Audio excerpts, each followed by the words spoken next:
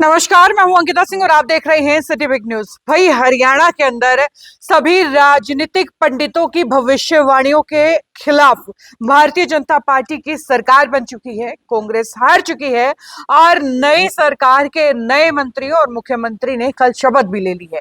ऐसे में आज फिलहाल जो है हिसार शहर से कांग्रेस के प्रत्याशी रहे रामनिवास राणा मेरे साथ हैं, क्योंकि पिछले काफी दिन से सिलसिला चल रहा है हरियाणा के अंदर, जहां कांग्रेस अपने हार के कारण जो है जनता के सामने रख रही है।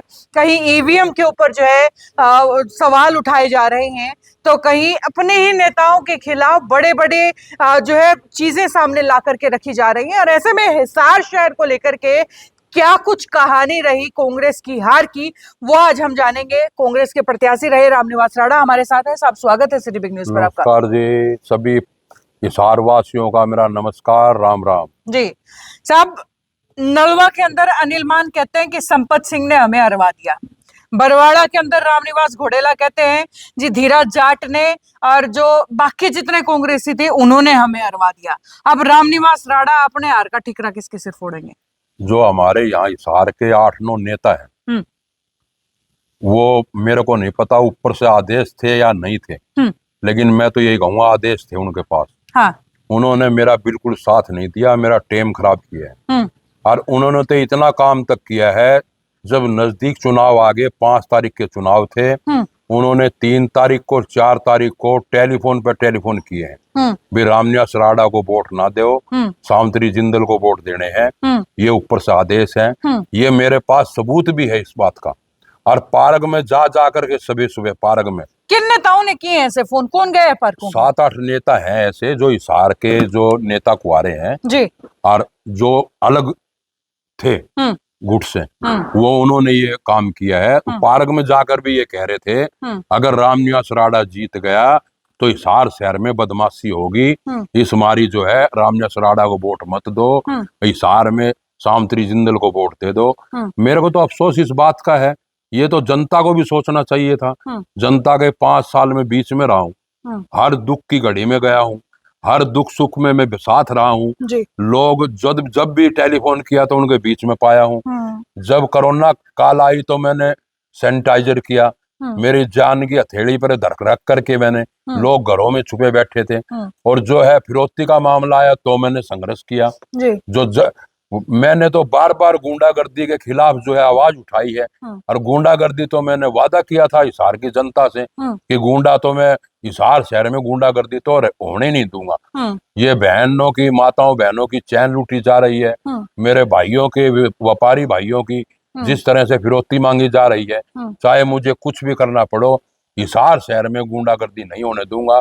जिस तरह से हिसार शहर में सीवरेज जाम पड़े हैं, जिस तरह से, चाहे श्यामलाल ढाणी लगा लो, 4 गली आप आज भी जाकर देख लो। मैं तो पूरे हिसार शहर में हर गली से वाकिफ हूँ, हर गली में गया हूँ, मेरे को पता है कहाँ कहाँ समस्या थी।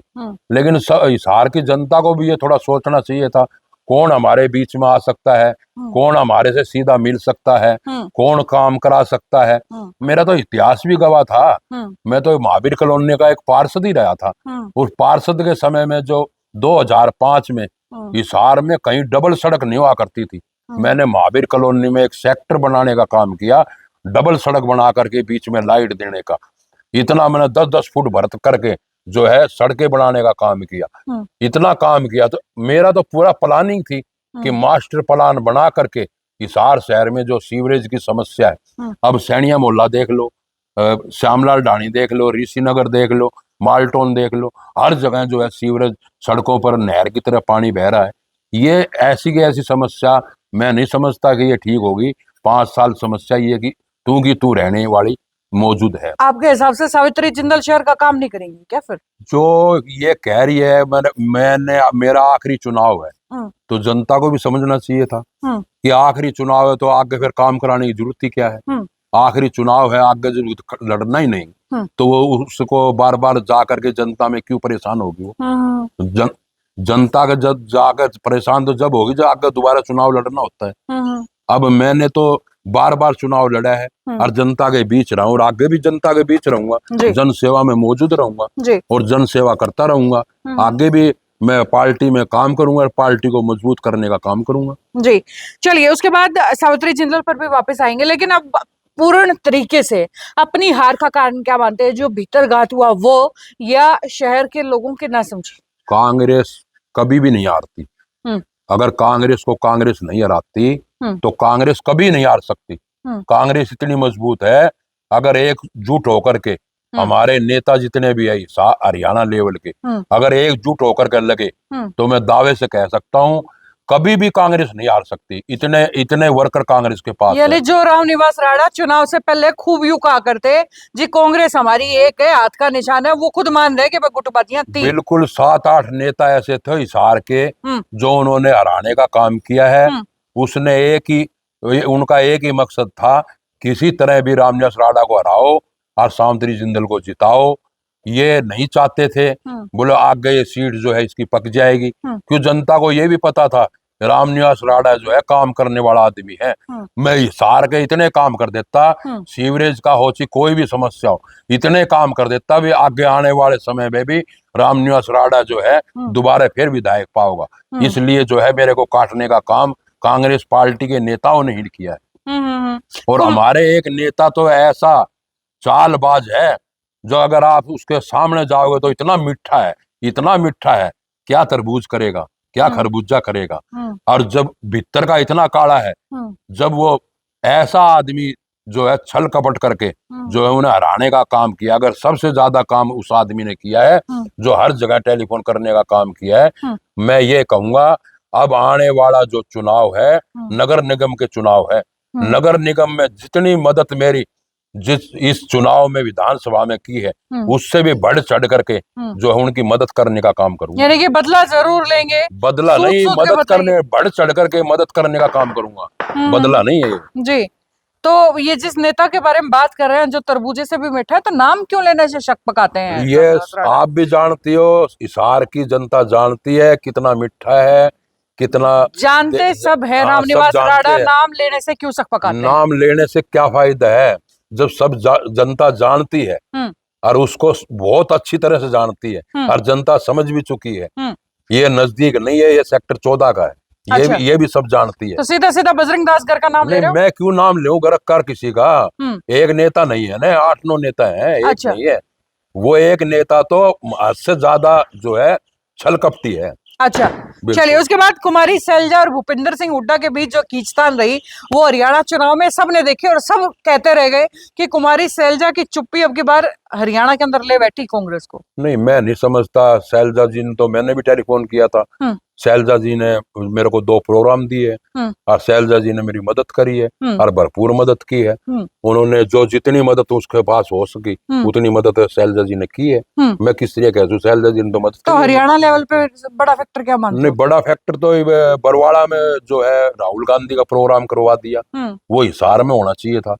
ये हमारे जो सीनियर नेता है, जो हमारे राष्ट्रीय नेता को गलत संदेश दे करके, गलत रास्ता दिखा करके बरवाड़ा में जो है उसका प्रोग्राम किया रैली का, वो हिसार जिले में होता।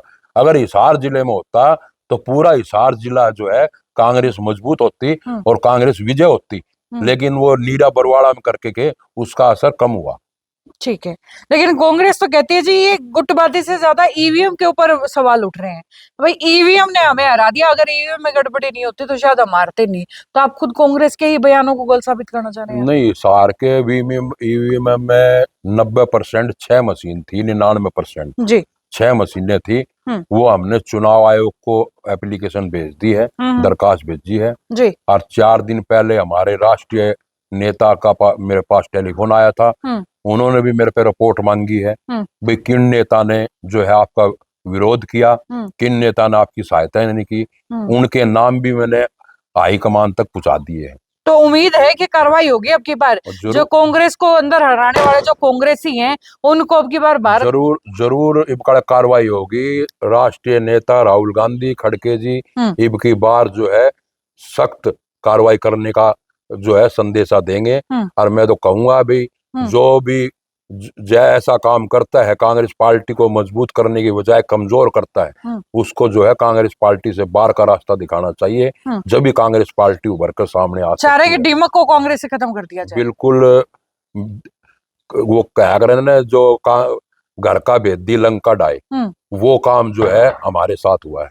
चलिए, और मैं एक बार मंत्री सावित्री जिंदल को भी जीतने की बधाई देता हूँ। बिल्कुल। चलिए, ये बात तो ये भूतकाल की, जब जो है हरियाणा के अंदर चुनाव हुए, कौन जीता कौन हारा, ये बात पीछे चली गई है।